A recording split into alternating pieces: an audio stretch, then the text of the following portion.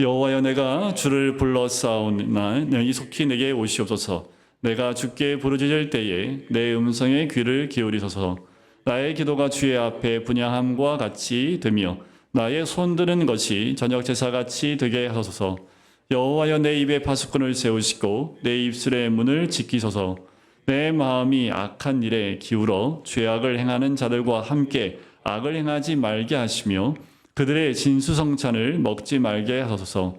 의인이 나를 칠지라도 은혜로 여기며 책망할지라도 머리에 기름같이 여겨서 내 머리가 이를 거절하지 아니할지라. 그들의 재난 중에도 내가 항상 기도하리로다.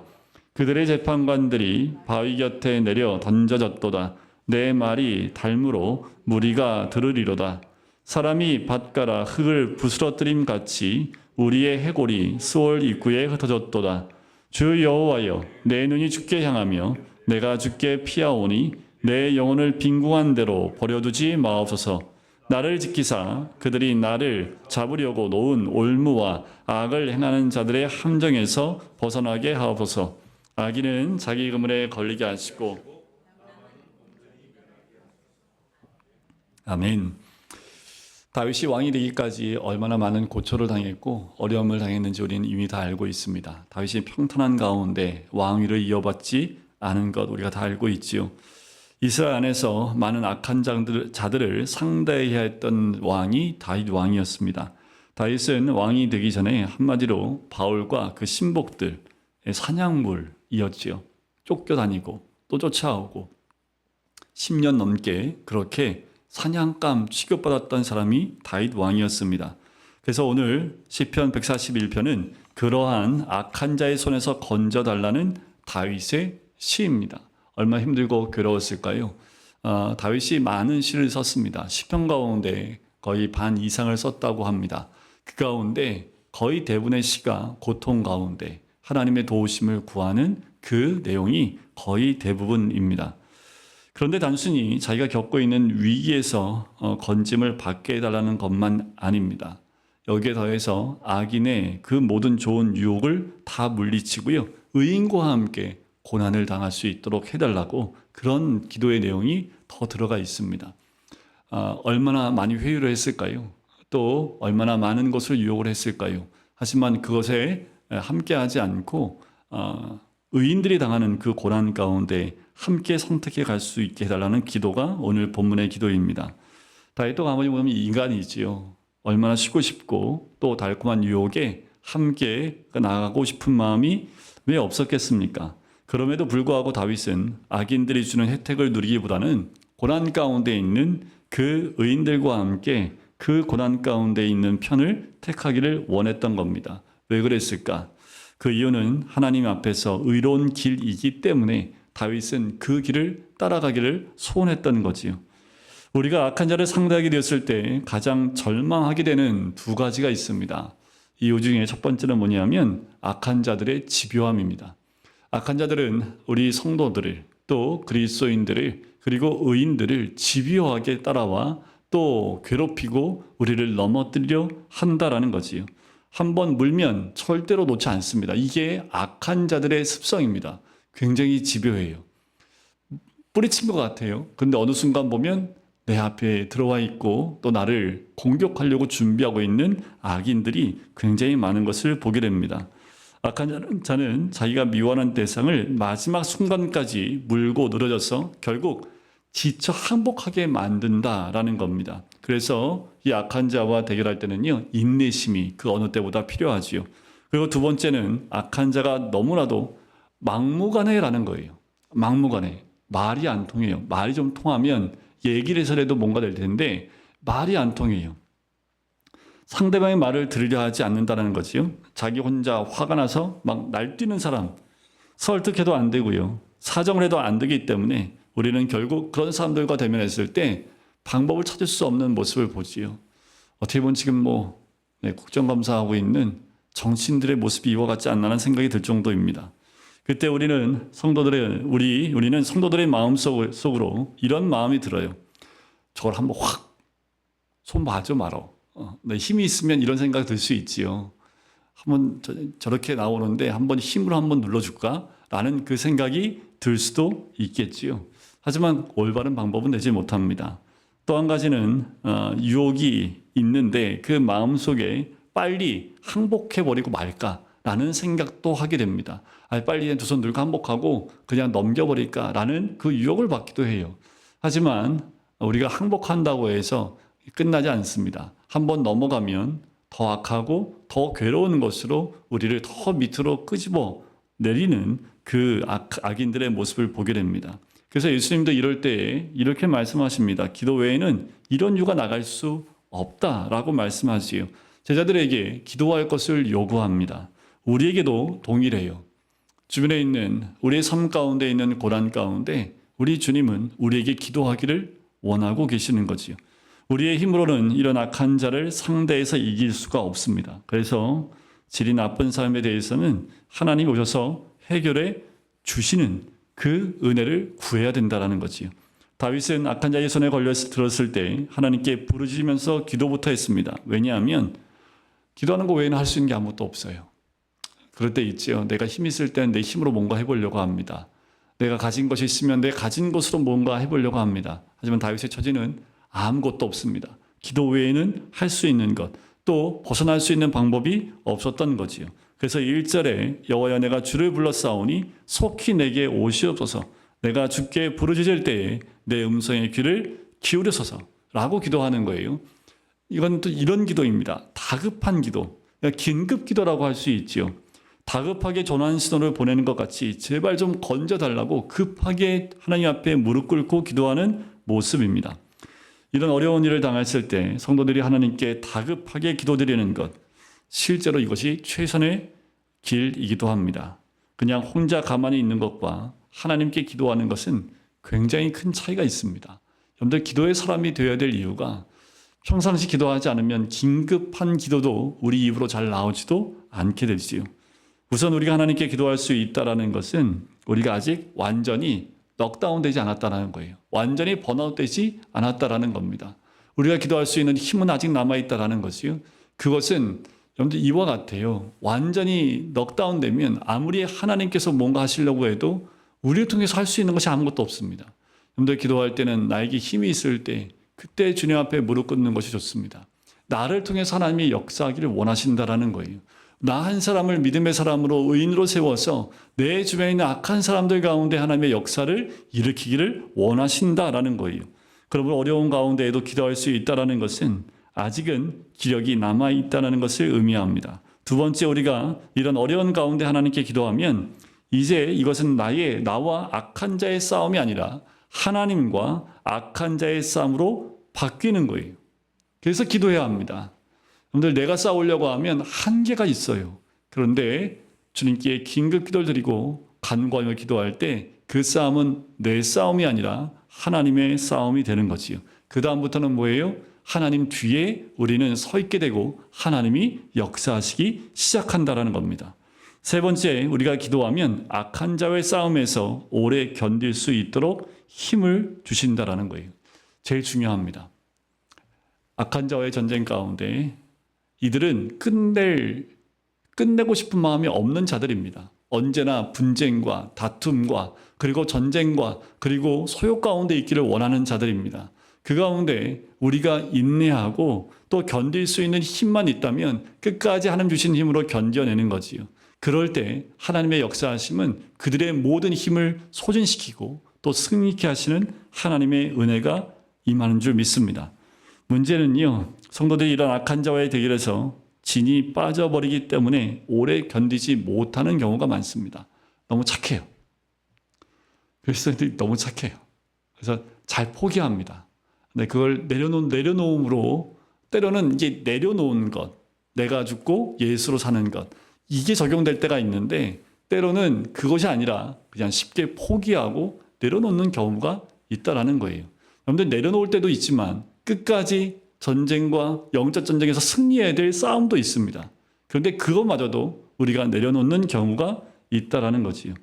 우리 성도들이 약한 자에게 승리하는 비결은 끝까지 주님 주신 힘으로 버텨내고 또 인내하는 겁니다. 결국 악한 자들 스스로가 성도들의 인내에 질려버려서 나중에는 그냥 손을 들게 만드는 하나님의 은혜가 임하는 거지요. 상당한 시간 질질 끌 것이라는 것을 예상하고 끝까지 인내해야. 그러니까 여러분들 이 악한 자와의 싸움은요 끝까지 간다고 생각하세요. 그래서 영적 전쟁은요 한순간에 끝나지 않습니다. 여러분들 그 믿지 않는 가정에 들어간 며느리들이 뭐 들어가자마자 한 1년 만에 집안이 확 뒤집어지고 이건 거의 없습니다. 언제까지요? 10년, 20년. 정말 시어머니를 병수발하는 그 끝에까지 갔을 때 마지막 임종하시기 직전에 그때야 비로소 며느리를 인정하면서 예수님을 믿는 그런 사건들이나 고백들을 참 많이 듣습니다. 그 며느리가 중간에 멈췄다면 그 가정에 구원이 임하지 않았겠지요. 어쩌면 여러분들이 있는 그 자리가 그리고 나와 만나는 믿음이 없는 자들과의 관계가 좀 힘들고 어려울지라도 인내하며 버틸 때 그들에게 예수님의 사랑과 복음이 들어갈 수 있게 될 줄 믿습니다. 2절에 보면 나의 기도가 주의 앞에 분향함과 같이 되며 나의 손드는 것이 저녁 제사같이 되게 하소서라고 얘기합니다. 자, 여기서의 모습이 이런 거예요. 분향을 딱 드리면 그 연기가 올라가지요. 근데 연기가 올라가는데 이들이 이스라엘 백성들이 이제 분향을 딱 할 때 이 연기가 항상 그렇진 않지만 때로는 그 연기가 이렇게 싹 올라가면서 흩어지지 않고 하늘로 싹 올라갈 때가 있습니다. 지금 여기서 말하는 그 분향함과 같이 되며라는 말은 마치 기도가 연기와 함께 하늘로 곧장 올라갔던 그 분향함과 같이 되게 해달라라는 그 고백입니다. 또 이 분향함과 같이 되게 해달라는 것과 함께 나의 손드는 것이 저녁 제사같이 되게 해달라는 그것은 바로 나의 손드는 것, 이것은 하나님을 향해서 내 마음을 활짝 엽니다라는 뜻도 되지만 여기서는 이 모든 문제를 하나님께 맡깁니다라는 그 의미이기도 합니다. 즉 내 모든 방법, 내 모든 생각 그걸 다 접고 하나님께 항복을 해버리는 것입니다. 하나님 방법대로 하겠습니다. 내 힘대로 하지 않겠습니다. 하나님께 내 손을 듭니다. 라는 그 의미가 이 안에 있는 거지요. 아무튼 우리들이 어려움 가운데 드리는 긴급 기도는 중간에 방해하는 사람이 없이 바로 하나님께로 직행하게 되는 거예요. 마치 과거에 신문고 제도가 있었던 것처럼 그 신문고를 올리면 바로 왕에게 그 모든 내용이 전달되는 것처럼 우리의 긴급 기도는 하나님이 반드시 받으시고 그 기도를 기다리고 계실 뿐만 아니라 그렇게 기도할 때 우리의 모든 기도 가운데 하나님은 반드시 응답해 주신다라는 거지요. 자, 그런데 더 중요한 건 뭐냐면 악한 자를 상대할 때 주의해야 될 것이 있습니다. 다윗이 그 얘기를 해요. 3절에 입에 파수꾼을 세우고 입술의 문을 지켜달라고 기도를 하지요. 악한 자를 상대할 때 내가 무슨 말 하려고 하지 말라는 겁니다. 내가 무슨 말을 할 때 그 말이 꼬투리가 된다라는 거예요. 내 생각을 얘기하고 내 생각을 나누게 되면 그것이 그와 다툼이 되어지고 끝없는 분쟁이 됩니다. 이런 경우가 있습니다. 복음 전하러 나갔다가 한 1시간 동안 논쟁만 하다 들어오는 경우가 있어요. 그게 뭐냐면 논쟁을 좋아하는 사람 만나면요 말을 하면 안 됩니다. 그런 사람은 답이 없어요. 끝까지 논쟁으로 끝납니다. 그때는 뭘 얘기하고 창조론 진화론 다 이게 나와요. 근데 그 끝은 평행선입니다. 네, 말을 할 필요가 없어요. 그냥 기도하고 축복해주고 오는 게 더 낫지요. 그래서 우리가 조심해야 될 건 우리의 말을 많이 하면요 오히려 하나님이 말씀하시는 것을 막을 수 있습니다. 예수님께서 제자에게 말씀하실 때 이런 말씀을 하세요. 너희를 넘겨줄 때에 어떻게 또는 무엇을 말할까 염려하지 말라. 그때 무슨 말을 할 것을 주시리니 라는 말씀하십니다. 성령께서 우리들에게 할 말을 주신다라는 거지요. 때로는 우리가 입을 닫고 기도하면서 성령께서 주시는 지혜를 구할 필요가 있습니다. 그때 말 한마디는 100마디보다 더 강력한 하나님의 말씀으로 선포될 수 있다라는 거지요. 그런데 우리는 악한 자의 모함을 받으면 감정적으로 무너지지요. 그러면 비난하거나 거짓말해서라도 이기려고 하고 그런 마음을 갖기가 쉽습니다. 그러면 걸려드는 거예요. 왜냐하면 거짓은 사단 앞에서는 이길 수가 없습니다. 거짓의 왕초가 이 다윗이 이 사단이기 때문에 사단을 거짓으로 이길 수가 없다라는 거지요. 결국 우리는 하나님 주신 말씀으로 이길 수 있는 거지요. 그래서 인간의 입은 다물어질 필요가 있습니다. 악한 자는 우리가 한마디 하면 10마디, 100마디를 하기 때문에 그래요. 그래서 하나님께서 악한 자를 이길 수 있는 지혜를 주실 때까지 기다려야 합니다. 그것이 믿는 자의 지혜입니다. 지금도 우리가 간구하며 성령께서 주실 것을 믿고 기도할 때 하나님 반드시 지혜로운 말과 또 말씀을 주신다라는 거지요. 또 악한 자를 상대할 때 우리가 두 번째 주의해야 될 것은 악한 자의 유혹에 넘어가지 말아야 한다라는 거예요. 4절에 얘기하는 것이 그거지요. 우리가 너무 쉽게 넘어질 수 있는 그 유혹을 우리에게 한다라는 거예요. 악한 자가 성도들에게 요구하는 그것은 자기와 같이 죄를 범하자라고 이야기하는 거예요. 악한 자들은 자기와 같이 악하지 않은 사람을 그냥 두지 않습니다. 자기가 그렇게 죄를 짓는 것처럼 그 사람도 또 깨끗하고 하는 사람도 같이 죄를 지기를 원한다라는 거지요. 뭐가 그렇게 대단하다고 그렇게 순결하게 살려고 하는지 나처럼 죄와 타협해서 같이 살자라고 얘기한다라는 거예요.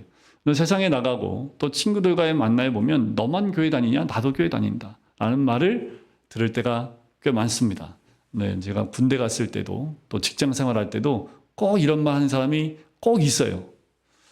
너만 교회 다녀봤냐? 나도 모태신앙이야. 나 저는 모태신앙 아닌데요. 얘기를 했지만 나도 모태신앙이야. 괜찮아. 하면서 은근슬쩍 이렇게 넘어가면서 함께 하나님이 기뻐하지 않는 일들을 하자라고 얘기할 수 있다라는 거지요. 여러분들 절대로 이런 악에 동조해서는 안 됩니다. 한번 죄악의 구렁텅이에 몰아넣게 되면 돌이킬 수 없는 그 상황까지 가게 된다라는 거지요. 그때는 끊으실 필요가 있습니다. 사람들이 악한 자들의 제안을 거부하기 어려운 이유는 무시무시한 보복이 있기 때문에 그래요. 함께하지 않기 때문에 왕따를 당한다든가 보복을 받기 때문이고요. 또 한 가지는 함께하면 무엇인가 보상을 해주기 때문에 그 꼬임에 쉽게 빠져든다라는 거지요. 우리가 우리 스스로를 영적으로 지키지 않으면 너무도 쉽게 죄 가운데 무너질 수 있고요. 죄된 자리에 가면서 마음이 불편한데 그 죄된 자리에 들어갈 수도 있다라는 겁니다. 악한 자들은 늘 당근과 사칙을 사용하지요. 그러나 그런 제안을 받아들이면 안 된다라는 거예요. 가장 대표적인 사람이 가룟 유다지요. 가룟 유다가 여기에 100% 넘어진 타락한 사람이고 그가 타락한 이유가 이와 같은 겁니다. 물론 우리가 이 세상에서 고통이 없이 편하게 지내는 것도 좋지요. 하지만 고통이 없는 죄악의 편에 고통이 없는 그 편에 서는 것보다 고통을 감수하더라도 진리 편에 서는 것이 더 하나님 앞에서 우리가 선택해야 될 모습입니다. 사회에 나가면 사회 속에서 이런 갈등은 너무도 많이 옵니다. 그런 제안도 많이 옵니다. 그때 한 번 넘어지게 되면 두 번, 세 번 넘어지는 건 너무도 쉬워요. 그런데 처음에 왔을 때 그것을 거부하고 끌어내는 건 정말 어렵습니다. 근데 한 번, 두 번 그것이 끊어지고 또 거부했을 때 거기서 오는 고통이 있고 고난이 있다 할지라도 그 고난을 받으며 또 견뎌낼 때 하나님이 거꾸로 채워주시는 그 은혜가 있다라는 거지요. 시편 기자 역시 비록 고통을 받는다 하더라도 의인의 편에 서기를 원했습니다. 그것이 5절 말씀이지요. 우리 5절 말씀만 같이 읽어볼까요? 시작. 의인이 나를 칠지라도 은혜로 여기며 책망할지라도 머리에 기름같이 여겨서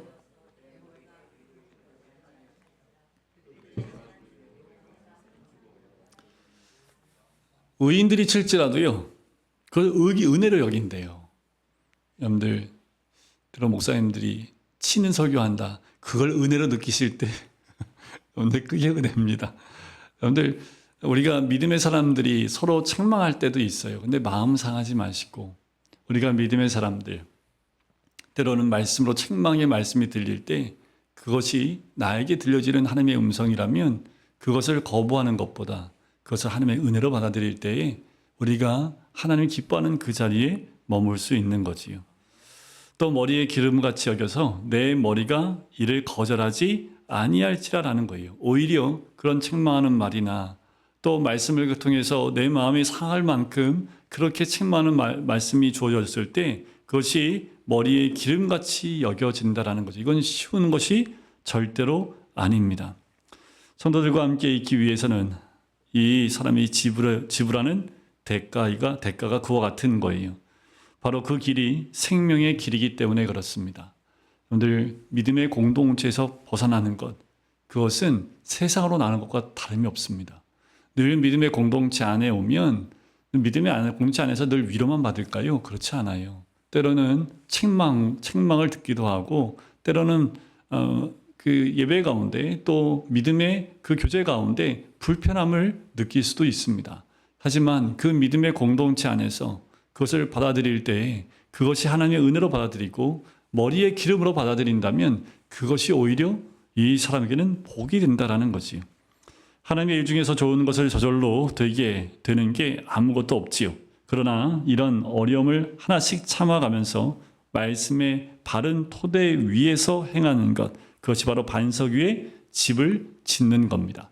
그래서 마태복음 7장의 마지막 부분에 그 얘기가 나오지요. 말씀을 듣고 행하는 자는 마치 이와 같으니 반석 위에 집을 짓는 자와 같다라고 이야기합니다.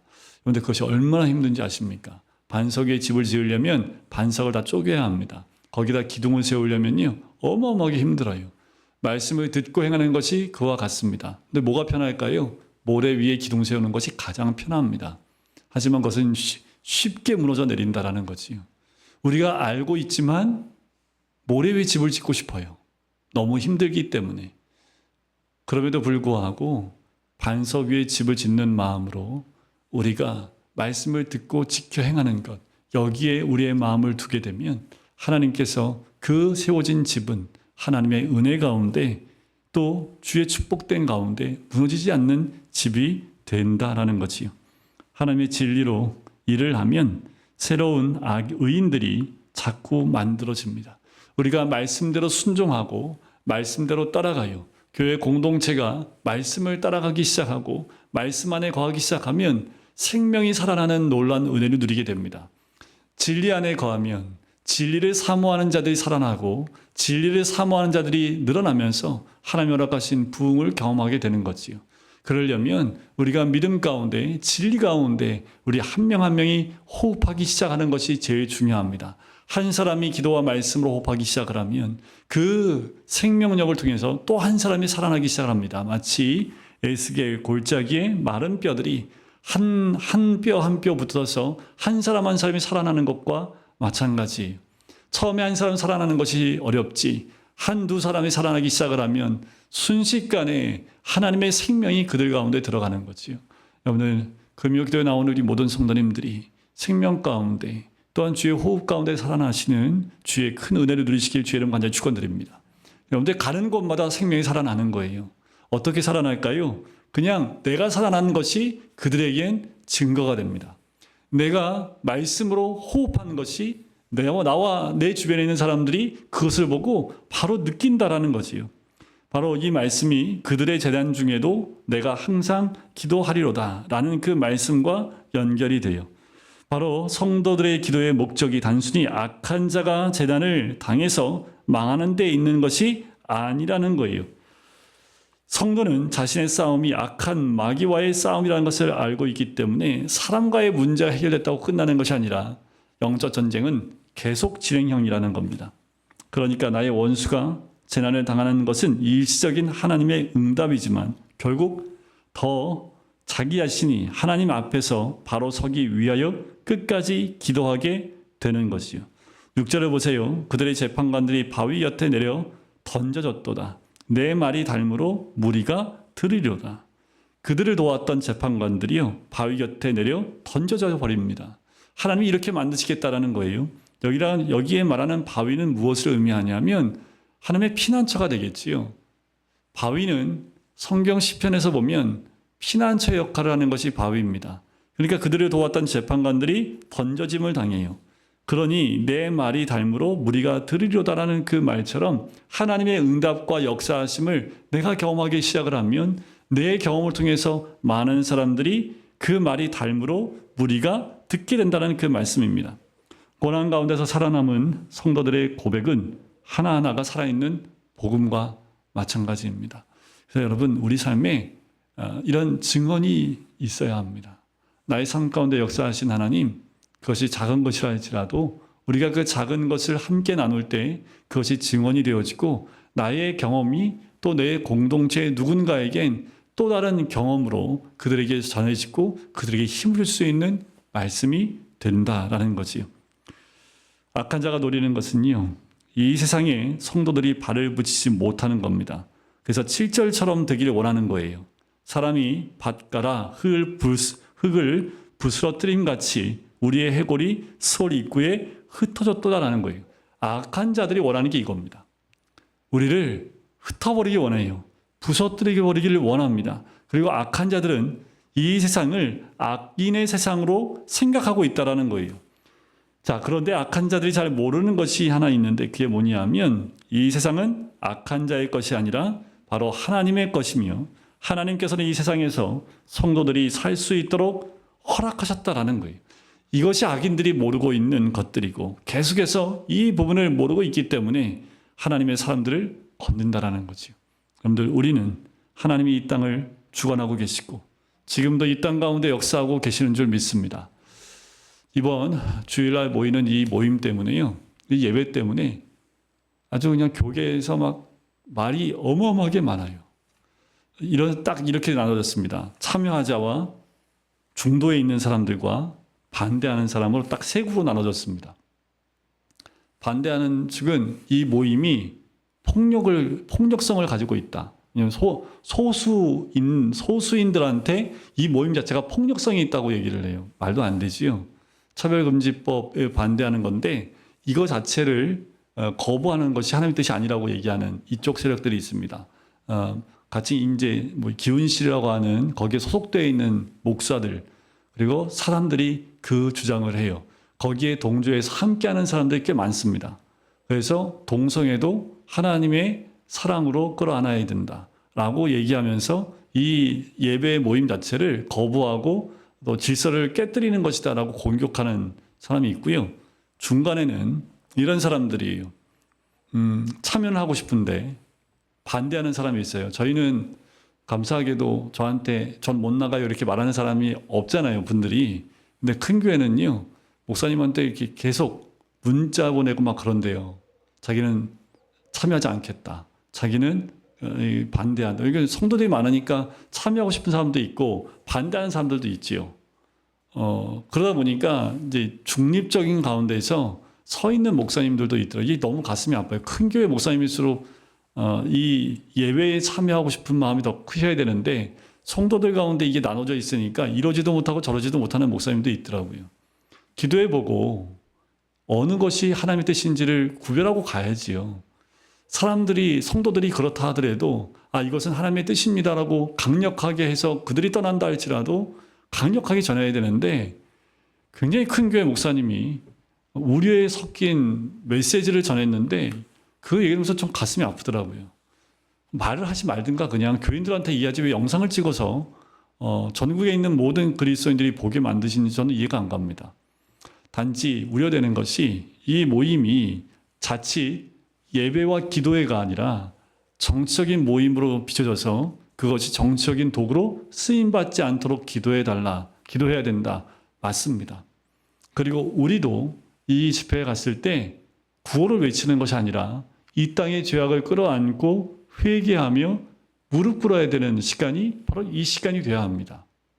그것을 이야기해야 되는데 이러지도 못하고 저러지 못하는 상황 가운데 있는 사람들이 있지요.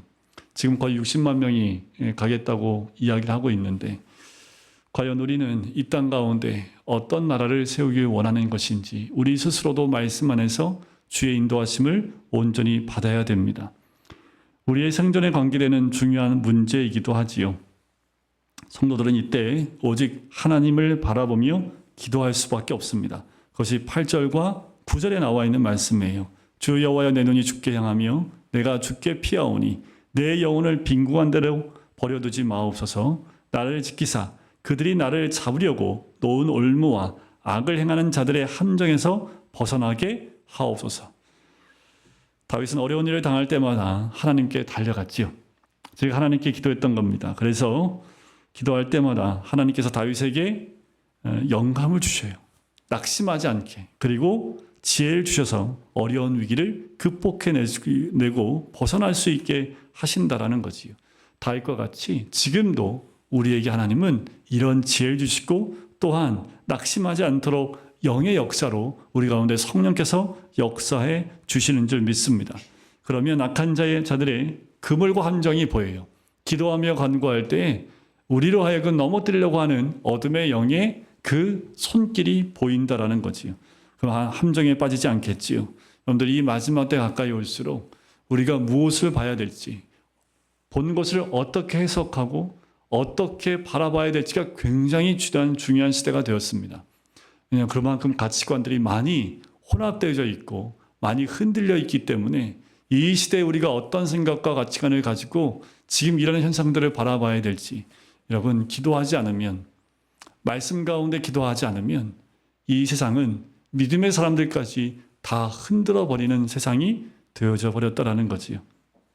10절에 보면 악인은 자기 그물에 걸리게 하시고 나만은 온전히 면하게 해달라고 마지막 10절에 이야기합니다. 악한 자의 특징은 뭔지 아십니까? 절제가 되지 않습니다. 한번 분내면요 끝까지 화를 내다가 파멸되어지는 그들의 모습을 보게 됩니다. 그래서 우리 성도님들은 인내해야 합니다. 기다려야 해요. 오직 끝까지 인내함으로 악한 자를 이기게 되는 거지요. 우리 할 수 있으면 이 세상에서 악한 자를 상대하지 않는 것이 좋겠지요.